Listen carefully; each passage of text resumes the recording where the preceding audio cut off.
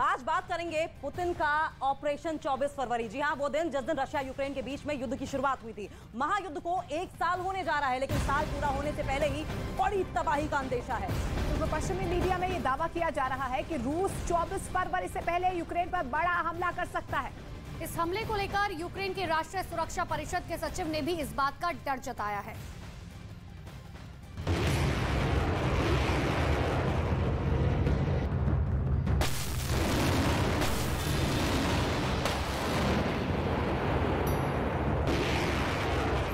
महायुद्ध में अब वो होने वाला है जिसकी किसी ने कल्पना भी नहीं की थी, क्योंकि पश्चिमी मीडिया में जो दावा किया जा रहा है वो जेलेंस्की के जाबाजों की नींद उड़ा देगा और जेलेंस्की के माथे पर शिकन ला देगा। पुतिन यूक्रेन पर बड़े हमले की तैयारी कर रहे हैं। 24 फरवरी से पहले रूस की तरफ से एक बड़ा हमला होने के आसार हैं, जिसके लिए रूस की सेना ने मोर्चाबंदी भी शुरू कर दी है। पश्चिमी मीडिया के हवाले से मिली इस खबर ने नेटो देशों को भी सन्नाटे में ला दिया है। क्या इन 11 महीने में कम तबाही मची थी? खून खराबा कम हुआ था? क्या ऐसी बर्बादी ने भी किसी को नहीं झकझोरा था?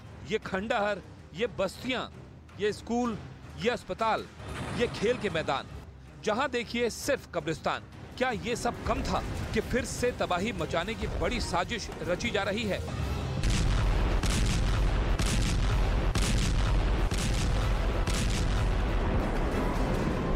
सैटेलाइट से मिली इन 2 तस्वीरों को देखिए। पहली तस्वीर मार्च 2022 की है और दूसरी तस्वीर जनवरी 2023 की, जिसमें नए रास्तों को साफ तौर पर देखा जा सकता है और दावा है कि अगले महीने रूस अपनी आक्रामकता इन्हीं रास्तों से दिखाने की कोशिश करेगा। रूस यूक्रेन युद्ध की गूंज जिस दिन आसमान में सुनाई दी थी, उस दिन से अब तक महाशक्तिशाली रूस के राष्ट्रपति पुतिन को सैन्य अभियान में उतनी कामयाबी नजर नहीं आई जितना उन्होंने मिसाइल की गूंज सुनाने से पहले सोच रखा था। मिसाइल भी चली, टैंक भी गूंजे, धमाके भी सुनाई थी, गोलियों की तड़तड़ाहट से यूक्रेन सहमा भी, लेकिन अडिग रहा। यूक्रेन की सेना ने जोरदार जवाबी कार्रवाई के जरिए रूस से अपने कई इलाके वापस भी लिए। अब यूक्रेन के राष्ट्रीय सुरक्षा परिषद के सचिव ओलेक्सी डेनिलोव ने दावा किया है कि युद्ध के 1 साल पूरा होने से पहले रूस दम दिखाने की कोशिश करेगा और यूक्रेन के इलाकों पर अंधाधुंध अटैक करेगा।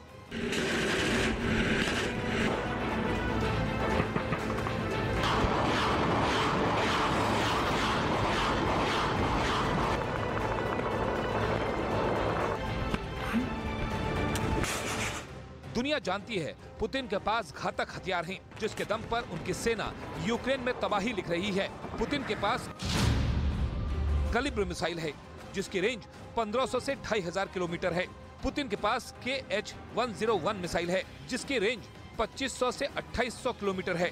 पुतिन के पास किंजल है, जो 3000 किलोमीटर तक टारगेट तबाह कर सकती है। पुतिन के पास T-72 टैंक हैं, जिसमें 125 mm की गन फिट है, 7.62 mm की PKTM मशीन गन से लेस है। पुतिन के पास T-90 टैंक हैं, जिससे कई तरह के गोले और एंटी टैंक मिसाइल दागी जा सकती हैं। 125 mm की गन से भी ये लेस है। ये तो सिर्फ पुतिन के बारूदी गोदाम का महज एक अक्स है। गोदाम में ऐसे न जाने कितने हथियार, फाइटर जेट और मिसाइल हैं जो यूक्रेन को थर्रा कर रख सकते हैं, जिसका डर यूक्रेन ही नहीं नेटो देशों को कल भी था, आज भी है और आगे भी रहेगा।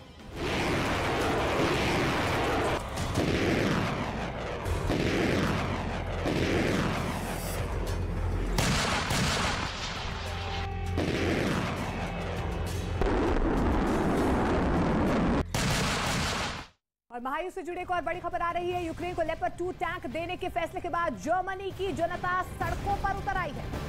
लोग सरकार के फैसले का कड़ा विरोध कर रहे हैं और सरकार को जल्द से जल्द अपना फैसला वापस लेने की मांग कर रहे हैं। बड़ी खबर आ रही है, जर्मनी में सरकार के फैसले का विरोध हो रहा है। याद कीजिए, जर्मनी वही कंट्री है जो यूक्रेन की मदद के लिए सबसे बाद में आगे आई थी, लेकिन अब लगातार मदद मुहैया करवाई जा रही है और अब जर्मनी में सरकार के फैसले का विरोध हो रहा है। आपको बता दें कि यह विरोध हो रहा है यूक्रेन को लेपर्ड टैंक देने की वजह से। तस्वीरें याद कीजिए स्क्रीन पर।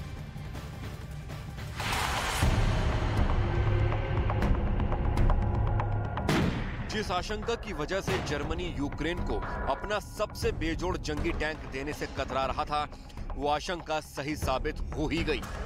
जर्मनी की जनता सड़कों पर उतर आई और सरकार पर फैसला वापस लेने की मांग तेज हो गई है। जर्मनी की राजधानी बर्लिन में लोग हाथों में तख्तियां और बैनर लेकर सड़कों पर उतर आए। लोगों ने सरकार के फैसले का कड़ा विरोध किया और यूक्रेन को लेपर्ड टैंक देने का फैसला वापस लेने की पुरजोर मांग की। जर्मनी के लोगों में अमेरिकी राष्ट्रपति बाइडेन के खिलाफ काफी गुस्सा नजर आया। लोगों ने जर्मनी पर दबाव डालने के लिए बाइडेन को खूब कोसा। दरअसल जर्मन सरकार ने बहुत सोचने समझने के बाद यूक्रेन को अपने 14 लेपर्ड 2 टैंकों की आपूर्ति करने की हामी भरी और जिन देशों को जर्मनी ने लेपर्ड टैंक बेचे हैं उन्हें भी यूक्रेन को टैंक सप्लाई करने की हरी झंडी दे दी। जर्मनी मीडिया के हवाले से खबर है कि German chancellor Olaf Sholes Ukraine को लेपर्ड 2 टैंक देने के पक्ष में बिल्कुल नहीं थे, लेकिन उन्होंने बाइडेन के दबाव में ऐसा किया। इसीलिए जर्मनी के लोग अपने चांसलर से कम और बाइडेन से ज्यादा नाराज हैं। Demonstration ist im Prinzip jetzt gegen die beabsichtigten Panzerlieferungen Deutschlands zu protestieren, weil das ist eine weitere Eskalationsstufe in der kriegerischen Auseinandersetzung, die wir haben, und Deutschland beteiligt sich aktiv jetzt an diesem Krieg. इस विरोध के पीछे Germany के लोगों को डर है कि कहीं रूस जर्मनी के खिलाफ भी जंग का मोर्चा न खोल दे। Wir haben große Angst, wir fühlen uns wirklich bedroht. Wir haben Angst, dass dieser Krieg hier in diese Stadt auch kommt. Und wir möchten auf keinen Fall einen neuen Krieg gegen Russland.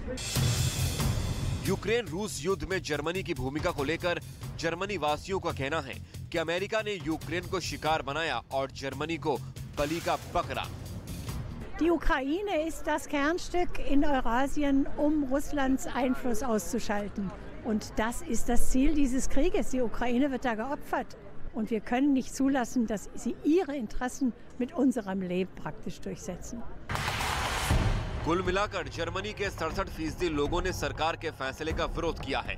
अब देखना है कि जनता के विरोध के आगे Germany सरकार झुकती है या अपने फैसले पर कायम रहती है।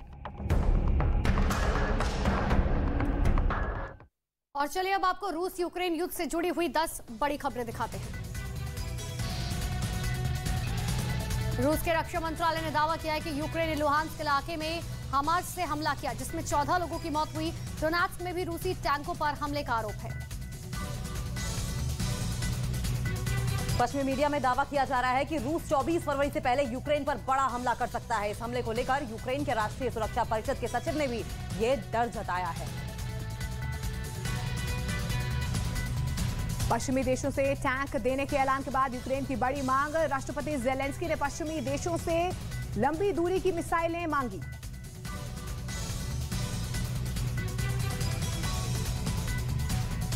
यूक्रेन को लेपर्ड 2 टैंक देने के फैसले के बाद जर्मनी की जनता सड़कों पर उतर आई। लोग सरकार के फैसले का कड़ा विरोध कर रहे हैं और फैसला वापस लेने की मांग कर रहे हैं। यूक्रेन में छिड़ी जंग से यूरोपियन यूनियन डरा। आशंका जताई जा रही है कि रूस के निशाने पर अब नेटो और पश्चिमी देश आ सकते हैं। दावा है कि पुतिन ने अफगानिस्तान के एक गोदाम को लेकर बड़ी डील की है। इस गोदाम में वो हथियार रखे हुए हैं जो अमेरिका में तैयार किए गए हैं। यूक्रेन से रूस को मिल सकता है फतेह 110 मिसाइल। ड्रोन की तरह फतेह 110 मिसाइल भी कीव जैसे शहरों के लिए खतरनाक हो सकती है। ज़पोरिज़िया में यूक्रेन की सेना ने रूस के ठिकानों पर अटैक किए। हमले में रूस का टैंक नष्ट हुआ। रूस की सेना ने यूक्रेन के ठिकानों पर हॉवित्ज़र से हमला किया है। हमले में यूक्रेन के बख्तरबंद गाड़ियां तबाह हुई। रूस के ताबड़तोड़ हमले में यूक्रेन का मारिउपोल शहर तबाह। मिसाइल हमले के बाद कई मकान खंडर में तब्दील हुए।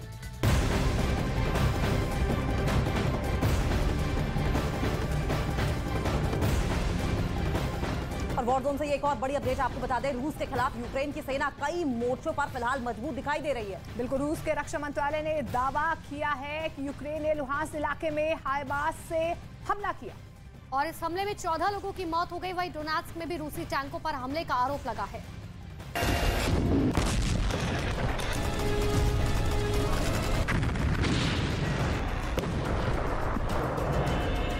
महायुद्ध के मैदान से आई इन दो तस्वीरों को देखिए।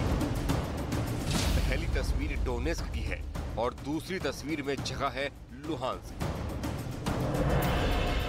मैदान में तबाही मचाई जा रही है, ताबड़तोड़ हमले हो रहे हैं, मिसाइलों की गरज सुनाई दे रही है और रूस के टैंक मिट्टी में मिला दिए जा रहे हैं। डोनेस्क पर चढ़ाई के लिए रूस की सेना पुरजोर कोशिश कर रही है, लेकिन यूक्रेन की तरफ से जारी बारूदी बारिश उसके हौसलों को पस्त कर रही है।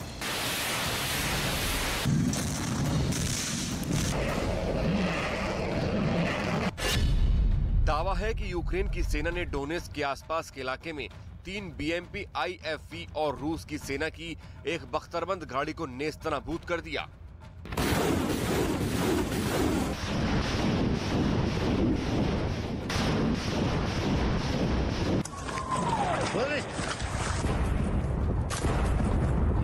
नए साल में यूक्रेन की सेना कई मोर्चों पर रूस की सेना को शिकस्त देती दिख रही है।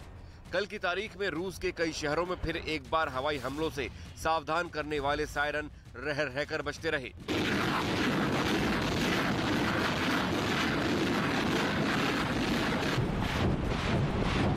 और डर से भागकर लोग बंकरों में छिपते रहे। नागरिक यूक्रेनी हमलों से बचने के लिए शेल्टर में आशियाने बना रहे हैं। दावा है कि यूक्रेन की सेना अत्याधुनिक तकनीकी से लैस हिमार्स से रूस की बस्तियों पर हमले कर रही है। रूस के रक्षा मंत्रालय के मुताबिक लुहांस्क क्षेत्र में यूक्रेन की सेना ने हिमार्स से हमला किया। इस हमले में 14 नागरिकों की मौत हो गई, वहीं 20 से ज्यादा लोगों की हालत गंभीर बनी हुई है। रूस के रक्षा मंत्रालय के मुताबिक जिस जगह पर हमला हुआ, नोवायदर के उस इलाके में अस्पताल था। हमले में मारे गए सभी लोग या तो डॉक्टर थे या मरीज। जाहिर तौर पर यूक्रेन को अमेरिका से मिला हिमार्स बेहद ही घातक है। उसकी एक मिसाइल जिस जगह पर गिरती है, खंडहर बना देती है।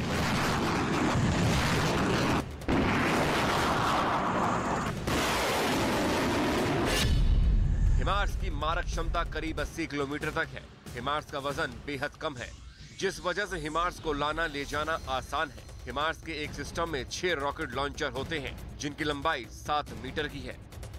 हिमार्स के हमले ने रूस को बहुत परेशान किया है। खैरसों से भी रूस को इसीलिए पीछे हटना पड़ा, क्योंकि यूक्रेन ने हिमार्स के इतने रॉकेट बरसाए कि पुतिन की फौज उनके सामने टिक नहीं पाई। मेलिटोपोल में तबाही और बारूदी बवंडर ने पुतिन को काफी बेबस महसूस कराया। अब लुहांस्क के अस्पताल में भी यूक्रेन पर इसे इस्तेमाल कर तबाही मचाने का आरोप है।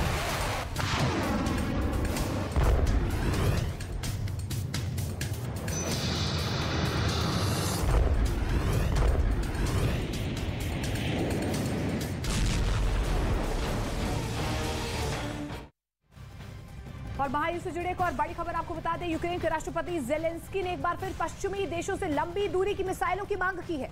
क्या इन मिसाइलों से जेलेंस्की अपने शहरों की सुरक्षा करना चाहते हैं या फिर रूस की सेना पर स्ट्राइक करना चाहते हैं? ये बड़ा सवाल दरअसल उठ रहा है। जेलेंस्की का मिसाइल प्लान क्या है, ये आपको इस रिपोर्ट में दिखाते हैं।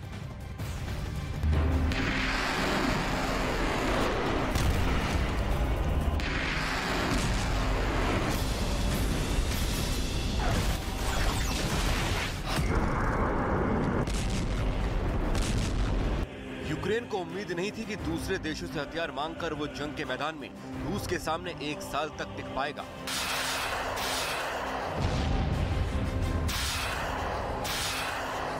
जेलेंस्की को भरोसा नहीं था कि उधार के हथियारों की बदौलत वो पुतिन को अपनी जमीन पर छिड़ी जंग में उलझा कर रख देंगे। और यूक्रेन की आर्मी को यकीन नहीं था कि विदेशी हथियारों के दम पर वो रूस के 1 लाख से ज्यादा सैनिकों को मौत के घाट उतार देंगे।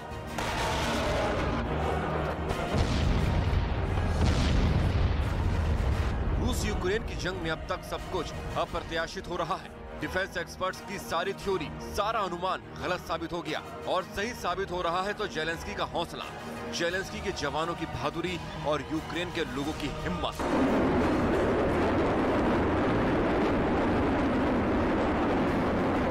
जेलेंस्की को भी पता है कि बिना आधुनिक हथियारों के वो रूस की फौज के सामने 1 हफ्ते भी नहीं टिक पाएंगे। लिहाजा जेलेंस्की नाटो देशों से लगातार हथियारों की सप्लाई की अपील करते रहे हैं। उन्होंने एक बार फिर रूस से लोहा लेने के लिए आधुनिक विदेशी हथियारों और मिसाइलों की सप्लाई को जारी रखने की जरूरत बताई।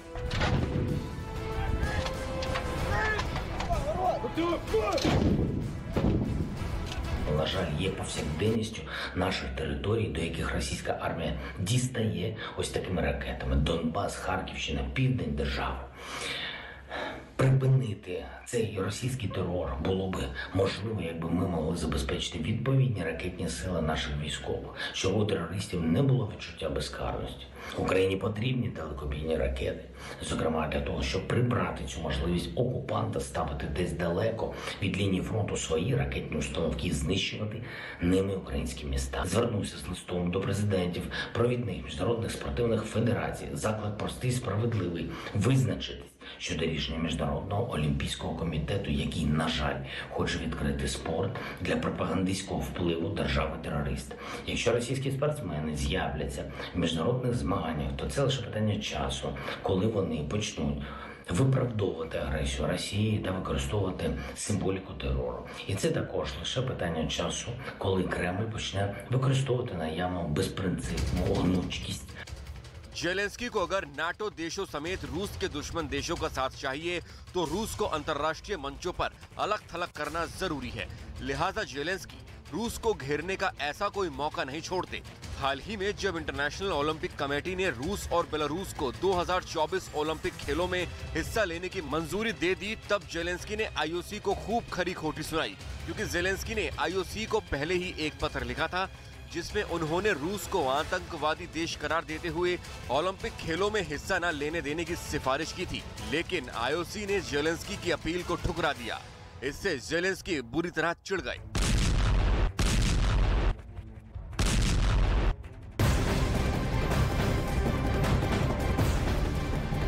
तो पुतिन इस वक्त बहुत गंभीर हथियार संकट से फिलहाल जूझ रहे हैं और ऐसे में आपको बता दें कि अब रूस ने हथियारों को लेकर एक ऐसा प्लान बनाया है जिससे कि बाइडेन की टेंशन अफगानिस्तान तक पहुंच गई है। रिपोर्ट यह है कि पुतिन ने अफगानिस्तान के गोदाम को लेकर बड़ी डील की है। इस गोदाम में वो हथियार रखे गए हैं जो अमेरिका में तैयार किए गए, यानी कि मेड इन अमेरिका हथियार अब पुतिन के हाथ लगने वाले हैं।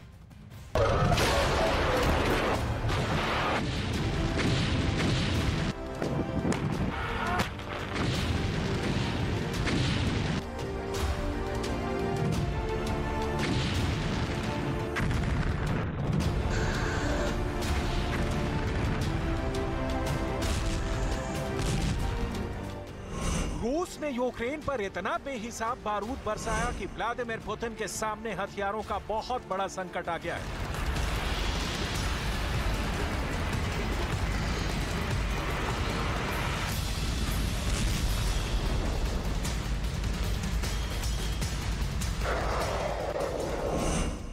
ऐसे में अब खबर है कि रूस के प्रेसिडेंट ने इस कमी को पूरा करने के लिए ऐसा प्लान बनाया है जिससे अमेरिका के राष्ट्रपति जो बाइडेन की आंखों की नींद गायब हो गई है।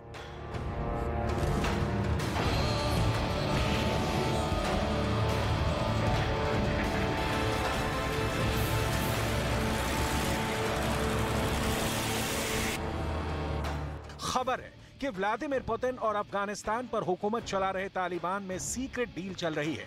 आप कहेंगे कि डील पुतिन और तालिबान में चल रही है तो बाइडेन की टेंशन क्यों बढ़ गई है? तो आपको बता दें कि ये करार हथियारों के उस गोदाम से जुड़ा है जहां अमेरिका के हथियारों का अंबार लगा है। दरअसल यूक्रेन की जंग में अब तक इतने गोला बारूद, बम और मिसाइलों का इस्तेमाल हुआ है कि हथियारों के गोदाम खाली हो गए हैं।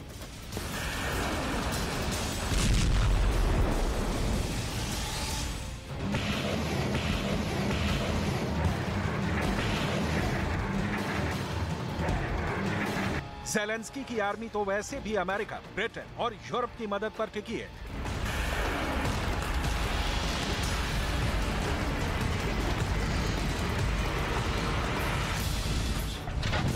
लेकिन करीब 1 साल से जारी युद्ध ने रूस के हथियारों के गोदाम को भी खाली कर दिया है।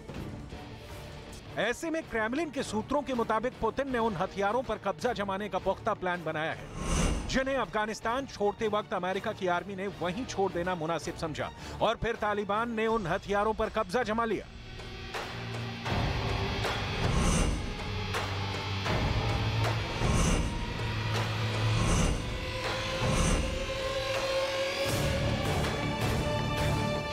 अफगानिस्तान में वो कौन कौन से हथियार हैं जो अब पुतिन को मिलने वाले हैं, ये आपको आगे बताएंगे। अभी आप इतना जान लीजिए कि इसे लेकर डायरेक्ट पुतिन और तालिबान में बहुत बड़ी डील चल रही है। ये तस्वीरें शायद आपको याद होंगी। अफगानिस्तान में मेड इन अमेरिका हथियारों का अंबार और अमेरिका के छोड़े हथियारों से खेलते तालिबान के लड़ाके। अमेरिका के अफगानिस्तान छोड़ते ही हथियारों के इस जखीरे पर तालिबान का कब्जा हो गया और अब इन्हीं हथियारों पर पुतिन की नजर है। तालिबान चाहता है कि रूस उसकी सरकार को मान्यता दे और पुतिन इसी मौके का फायदा उठाना चाहते हैं। बदले में वो तालिबान से वो सारे हथियार चाहते हैं जिन्हें अमेरिका ने अफगानिस्तान में ही छोड़ दिया। वो 2021 का अगस्त महीना था जब अमेरिका ने अफगानिस्तान को तालिबान के हवाले छोड़ दिया। उससे पहले तालिबान के लड़ाकों ने सिर्फ शहरों पर ही कब्जा नहीं जमाया, बल्कि अफगानिस्तान की सेना के सरेंडर करने के बाद अमेरिका से मिले हथियारों पर भी तालिबान काबिज होता गया। अमेरिका ने 2001 में तालिबान को अफगानिस्तान की सत्ता से बेदखल किया था। इसके बाद उसने अफगान सेना को ट्रेनिंग देने में करीब 76 अरब डॉलर खर्च किए। अमेरिका ने अफगानिस्तान की सेना को 22,174 हमवे, 634 बख्तरबंद वाहन, 115 truck, 5,49,118 machine gun, assault rifle और पिस्टल का जखीरा सौंपा था। अफगान एयरफोर्स को 33 Black Hawk helicopter, 23 Super Tornado fighter jet और 4 C-130 ट्रांसपोर्ट प्लेन मिले थे। लेकिन अमेरिका की सेना के अफगानिस्तान छोड़ते ही इन सब पर तालिबान की मिल्कियत हो गई, जिस पर अब पुतिन की आंखें गड़ी है। दावा किया जा रहा है कि पुतिन अफगानिस्तान में मौजूद अमेरिका में बने इन हथियारों और सैन्य साजो सामान को हासिल करेंगे। फिर इन्हीं हथियारों से यूक्रेन की जंग में बाइडेन की शह पर युद्ध के मैदान में डटे ज़ेलेंस्की को सबक सिखाएंगे।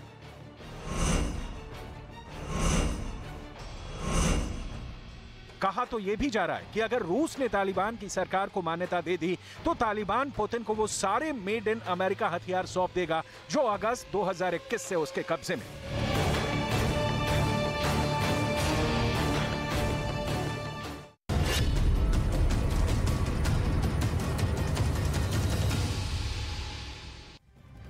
और वहीं अगर गल्फ कंट्रीज की बात करें तो ईरान और इजराइल के बीच युद्ध की आशंका और ज्यादा बढ़ गई है, क्योंकि ईरान में आधी रात को बड़े धमाके हुए हैं।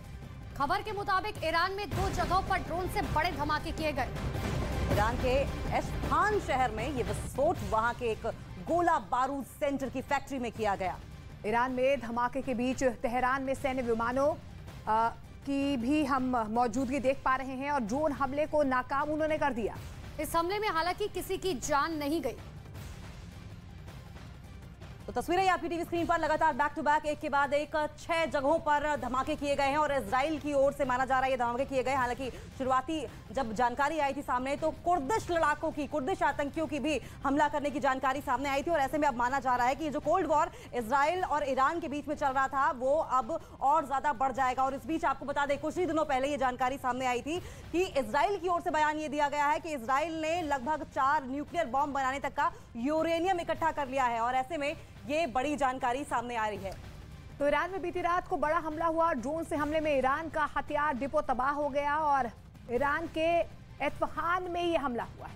दरअसल सूत्रों से मिली जानकारी के मुताबिक ये हमला ईरान में न्यूक्लियर कार्यक्रम को ध्यान में रखते हुए किया गया है।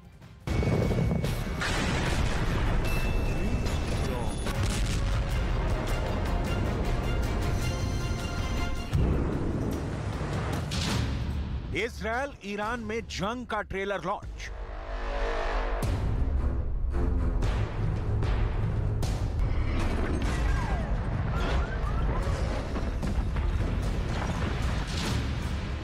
तीसरा विश्व युद्ध तय हो गया।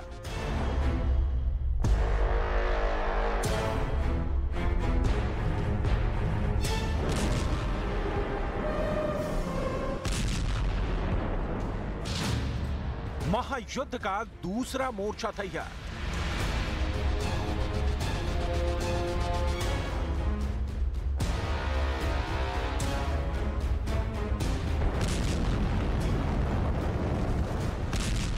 पर धमाके की ये तस्वीर ना रूस से आई ना यूक्रेन से।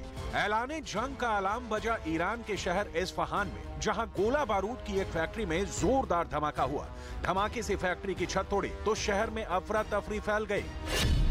ईरान के रक्षा मंत्रालय ने दावा किया कि ईरान के शहर इस्फहान में कई ड्रोन से अटैक हुआ। इस अटैक में गोला बारूद फैक्ट्री को नुकसान हुआ। हालांकि किसी भी आदमी की मौत से इनकार किया गया। ईरान ने ड्रोन हमले का आरोप इजरायल पर लगाया है। दावा किया गया कि ईरान पर हुए ड्रोन अटैक के बाद ईरान का एयर डिफेंस सिस्टम एक्टिव हो गया और ड्रोन अटैक को नाकाम कर दिया गया, जिसमें इजरायल के 2 ड्रोन को खदेड़ने का दावा भी किया गया।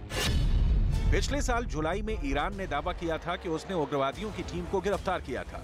इन गिरफ्तार कुर्द उग्रवादियों पर इजरायल के लिए काम करने का दावा किया गया। बताया गया कि इन उग्रवादियों ने संवेदनशील मिलिट्री फैक्ट्री को उड़ाने की योजना बनाई थी। तेहरान के परमाणु कार्यक्रम को लेकर इजरायल के साथ बढ़ते तनाव के बीच ईरान ने ये आरोप इजरायल पर लगाए थे। इजरायल दावा कर चुका है कि ईरान परमाणु बम बनाने के बेहद करीब है। इसके लिए उसने यूरेनियम भी जमा कर लिया है, लेकिन ईरान इससे लगातार इनकार करता आया है।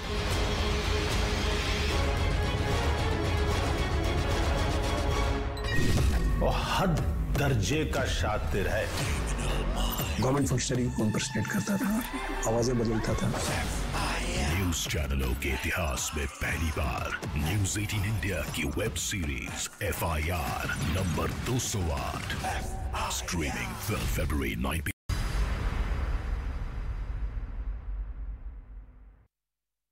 नमस्कार, आप देख रहे हैं देश का number 1 Hindi news channel news 18 India और मैं हूं आपके साथ अनुपमा झा। देश और दुनिया की तमाम बड़ी खबरें आपको दिखाएंगे, लेकिन सबसे पहले नजर डाल लेते हैं धमाकेदार 50 पर। श्रीनगर के राजबाग इलाके में हुर्रियत कॉन्फ्रेंस का दफ्तर हुआ सील। दिल्ली के स्पेशल कोर्ट के आदेश पर UAPA के तहत NIA ने की ये बड़ी कार्रवाई। श्रीनगर में हुर्रियत के दफ्तर के बाहर भारी सुरक्षा बल भी तैनात। NIA के अधिकारी ने बताया कि कोर्ट के आदेश पर की गई कार्रवाई। NIA ने UAPA के तहत अलगाववादी नेता नईम अहमद खान के खिलाफ की थी जांच। पीएम मोदी ने साल 2023 के पहले मन की बात कार्यक्रम के जरिए देशवासियों को संबोधित किया। कार्यक्रम में पीएम मोदी ने भारत को बताया मदर ऑफ डेमोक्रेसी। बोले, हमारी रगों में है लोकतंत्र। राष्ट्रपति द्रौपदी मुर्मू ने अमृत उद्यान का उद्घाटन किया। 31 जनवरी से उद्यान को लोगों के लिए खोल दिया जाएगा। श्रीनगर में कांग्रेस की भारत जोड़ो यात्रा। लाल चौक पर राहुल गांधी ने फहराया तिरंगा। कल खत्म हो रही है भारत जोड़ो यात्रा। विदेश मंत्री एस जयशंकर ने चीन सीमा विवाद को लेकर कांग्रेस पर किया पलटवार। विपक्ष पर गलत जानकारी देने का लगाया आरोप। बोले, 1962 में चीन ने कब्जाई थी जमीन। बीजेपी ने त्रिपुरा विधानसभा चुनाव के लिए अपने स्टार प्रचारकों की लिस्ट जारी की। पीएम मोदी, गृह मंत्री अमित शाह, जेपी नड्डा समेत 40 लोगों के नाम शामिल। विदेश मंत्री एस जयशंकर ने श्री कृष्ण और हनुमान जी को बताया अब तक का सबसे बेहतरीन राजनयिक। पुणे में एक कार्यक्रम के दौरान कहा, पश्चिमी देशों से ज्यादा शानदार है हमारा अतीत।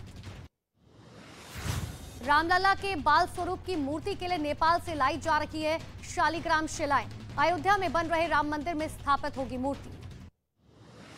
आज दिल्ली में बीटिंग द रिट्रीट सेरेमनी के दौरान होगा देश का सबसे बड़ा ड्रोन शो। 3500 स्वदेशी ड्रोन होंगे शामिल। तंजानिया का प्रतिनिधिमंडल भोपाल पहुंचा। स्मार्ट सिटी पार्क में प्रतिनिधिमंडल के साथ मुख्यमंत्री शिवराज सिंह चौहान ने लगाए पौधे। मुंबई के शिवाजी पार्क से हिंदू संगठनों का विराट मोर्चा। बीजेपी के कई विधायक मार्च में शामिल हुए। पोस्टर्स और बैनर्स लेकर प्रदर्शन किया गया। हिंदू समाज भारत के कल्याण के लिए आओ का नारा लगाया गया। पश्चिम बंगाल के दक्षिण 24 परगना में बीजेपी कार्यकर्ताओं में झड़प। जिले की कार्यकारिणी बैठक के दौरान भिड़े कार्यकर्ता। लखनऊ में मां और बेटे पर एसिड अटैक। सीसीटीवी वीडियो में घर में घुसते दिखे आरोपी। आरोपियों की तलाश में जुटी पुलिस। यूपी के मुरादाबाद में बेखौफ लड़के फिल्मी अंदाज में गाड़ी पर बंदूक लहराते हुए नजर आए। सोशल मीडिया पर वीडियो वायरल। पुलिस ने अब तक नहीं की कोई कार्रवाई। गाजियाबाद में पुलिस बैरिकेडिंग के साथ रील बनाने के आरोप में 2 लड़के गिरफ्तार। बैरिकेड्स को हटाकर रील बनाने का वीडियो वायरल होने के बाद पुलिस ने की कार्रवाई। हरियाणा के गुरुग्राम के नाइट क्लब में देर रात पुलिस ने की छापेमारी। पुलिस ने काफी मात्रा में नशीला पदार्थ जब्त किया। ड्रग्स लेने के आरोप में करीब 300 लोगों के खिलाफ FIR दर्ज। गुजरात में पंचायत जूनियर क्लर्क का पेपर लीक होने की वजह से परीक्षा की गई रद्द। वडोदरा में पुलिस को एक लड़के के पास से पर्चे की कॉपी मिली। ATS ने अब तक 15 आरोपियों को पकड़ा। हिमाचल प्रदेश के शिमला के HPU कैंपस में BBC की प्रतिबंधित डॉक्यूमेंट्री की स्क्रीनिंग को लेकर हंगामा हुआ। छात्र और पुलिस में धक्का मुक्की हुई। छात्र संगठन SFI ने पुलिस और सुरक्षा बल के बीच प्रोजेक्टर पर डॉक्यूमेंट्री दिखाने की कोशिश की। बिहार के गया में पुलिस और सीआरपीएफ का ज्वाइंट ऑपरेशन, छापेमारी में नक्सलियों से भारी मात्रा में हथियार बरामद, विस्फोटक और जिंदा कारतूस बरामद। उत्तराखंड के रामनगर से लड़कों की चोरी करने का वीडियो आया सामने। 3 लड़के एक दुकान में घुसे और फिर सामान चुराकर फरार हो गए। वारदात दुकान में लगे कैमरे में रिकॉर्ड हो गई। केरल के कोच्चि एयरपोर्ट में मस्कट से आ रही यात्री से करीब 37 लाख रुपए का सोना जब्त, कस्टम विभाग की एयर इंटेलिजेंस यूनिट ने की कार्रवाई। मणिपुर के तेंगने उपल से म्यांमार के 81 नागरिक गिरफ्तार, मोरहे में भारत और म्यांमार सीमा से हुई गिरफ्तारी। बिहार के मोतिहारी में गन्ने से भरा ट्रक पलटा, संतुलन बिगड़ने की वजह से ओवरब्रिज से नीचे गिरा ट्रक। उत्तर प्रदेश के लखीमपुर खीरी में तेज रफ्तार ट्रक ने राहगीरों को रौंदा, 5 लोगों की मौत, 16 लोग घायल। सीएम योगी ने हादसे पर दुख जताया। मध्य प्रदेश के शहडोल में बंद खदान से 3 और शव बरामद, मृतकों की संख्या बढ़कर 7 हुई। SECL बुडार ग्रुप प्रबंधन पर मामला दर्ज। इटावा में आगरा लखनऊ एक्सप्रेसवे पर एक ट्रक में लगी भीषण आग, दवाइयों से भरा ट्रक गुवाहाटी से जयपुर जा रहा था। इस दौरान एक्सप्रेसवे पर 4 किलोमीटर तक लगा लंबा जाम। वाराणसी में बीच सड़क पर मोटरसाइकिल में आग लगने से हड़कंप मच गया, कुछ देर के लिए ट्रैफिक व्यवस्था थम गई। मोटरसाइकिल में आग लगने की वजह अब तक साफ नहीं। मध्य प्रदेश के उज्जैन में मनाया गया नर्मदा जयंती उत्सव, महाकालेश्वर मंदिर परिसर में 51 दियों से जगमग हुआ कोटि तीर्थ कुंड। मध्य प्रदेश के उज्जैन में मुख्यमंत्री शिवराज सिंह चौहान ने महाकालेश्वर मंदिर में की पूजा, जलाभिषेक कर महाकाल से लिया आशीर्वाद। यूपी के रामपुर में ब्रास और स्टील से तैयार किया गया दुनिया का सबसे बड़ा चाकू, 20 फीट के इस चाकू को बनाने में कुल 45 लाख रुपए लगे। जौहर चौराहे पर लगा चाकू। कश्मीर मुद्दे पर पाकिस्तान को सऊदी अरब और यूएई से लगा बड़ा झटका, कहा कश्मीर को भूलकर भारत के साथ विवाद खत्म करे पाकिस्तान। ईरान के अस्फहान शहर में हथियारों की एक फैक्ट्री में हुआ जोरदार धमाका, ब्लास्ट के बाद लगी भीषण आग। इजरायल ने ईरान के कई कारखानों को ड्रोन से निशाना बनाया, इजरायल के एयरबेस से अजरबैजान लाए गए थे ड्रोन। ईरान में गोला बारूद के कारखाने और तेल रिफाइनरी में हमला, अजर शहर में हमले के बाद आग की ऊंची ऊंची लपटें उठती हुई दिखाई दी। ईरान के कई शहरों में इजरायल ने किया ड्रोन से हमला, तेहरान में अटैक के बाद ऑयल डिपो में हुआ धमाका, आसपास फैला धुआं। इजरायल में नेतन्याहू सरकार के न्यायिक व्यवस्था में बदलाव के प्लेन के खिलाफ जोरदार प्रदर्शन, तेल अवीव में सड़क पर हजारों लोग प्रदर्शन करते नजर आए, लोगों ने लोकतांत्रिक सिद्धांतों को खतरे में डालने का आरोप लगाया। अमेरिका के कैलिफोर्निया में एक बार फिर से भीषण गोलीबारी, 3 लोगों की मौत, 4 लोग बुरी तरह से घायल। पाकिस्तान में आर्थिक संकट के बीच पेट्रोल और डीजल के बढ़े दाम, प्रति लीटर 35 रुपए की हुई बढ़ोतरी। कंगाल पाकिस्तान के रावलपिंडी में सरेआम लूट, एक पोल्ट्री फार्म से 12 बदमाशों ने हथियारों के दम पर 30 लाख रुपए की मुर्गियों की लूट कर वारदात को अंजाम दिया। वेस्ट बैंक में फिलिस्तीन के नागरिकों की और बड़ी खबर आपको उड़ीसा से बता दें, उड़ीसा के स्वास्थ्य मंत्री नब दास को गोली मारी गई है। एएसआई ने नब दास के सीने पर गोली मारी। मुख्यमंत्री नवीन पटनायक अस्पताल पहुंचे हैं। बड़ी जानकारी इस वक्त की आपको दे दें, घायल मंत्री को एयरलिफ्ट किया गया है, लेकिन सीएम नवीन पटनायक पहुंचे हैं स्वास्थ्य मंत्री से मुलाकात करने के लिए। फिलहाल ये तस्वीर आपको दिखा रहे हैं जहां पर एयरलिफ्ट किया जा चुका है स्वास्थ्य मंत्री को, और क्योंकि सीने के पास गोली लगी है इसीलिए गंभीर रूप से घायल है और इसीलिए तुरंत जो है उन्हें एयरलिफ्ट किया गया। ये तस्वीर आपको दिखा रहे हैं, ये काफिला मुख्यमंत्री नवीन पटनायक का जो पहुंचे अस्पताल स्वास्थ्य मंत्री से मुलाकात करने के लिए।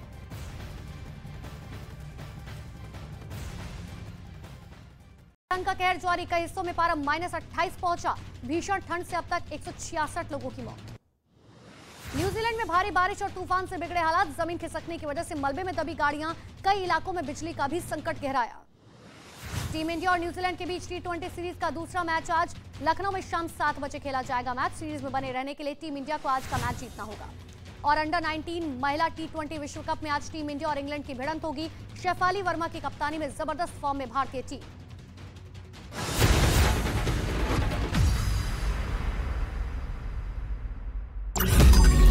मैंने नहीं देखा इस तरह का चीट, इस तरह का क्रिमिनल माइंड पूरे जेल स्टाफ को ब्राइब कर देगा। मैं सोच भी नहीं सकता था। गवर्नमेंट फंक्शनरी को इम्पर्सनेट करता था, आवाजें बदलता था। टारगेट भी बहुत पावरफुल धनवान लोगों को करता है। ये एक ही चीज से रुक सकता है, अगर आप इसकी जीभ काट दो। न्यूज चैनलों के इतिहास में पहली बार न्यूज 18 इंडिया की web series FIR number 208 streaming 3rd February 9 PM। मैंने नहीं देखा इस तरह का चीट, इस तरह का क्रिमिनल माइंड पूरे जेल स्टाफ को ब्राइब कर देगा। मैं सोच भी नहीं सकता था।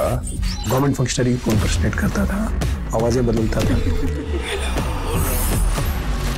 टारगेट भी बहुत पावरफुल धनवान लोगों को करता है। ये एक ही चीज से रुक सकता है, अगर आप इसकी जीभ काट दो। न्यूज चैनलों के इतिहास में पहली बार न्यूज 18 इंडिया की web series FIR number 208 streaming 3 फरवरी। मैंने नहीं देखा इस तरह का चीट, इस तरह का क्रिमिनल माइंड पूरे जेल स्टाफ को ब्राइब कर देगा। मैं सोच भी नहीं सकता था। गवर्नमेंट फंक्शनरी को इम्पर्सनेट करता था, आवाजें बदलता था। टारगेट भी बहुत पावरफुल धनवान लोगों को करता है। ये एक ही चीज से रुक सकता है, अगर आप इसकी जीभ काट दो। न्यूज चैनलों के इतिहास में पहली बार न्यूज 18 इंडिया की web series FIR number 208 streaming 3 फरवरी 9 PM।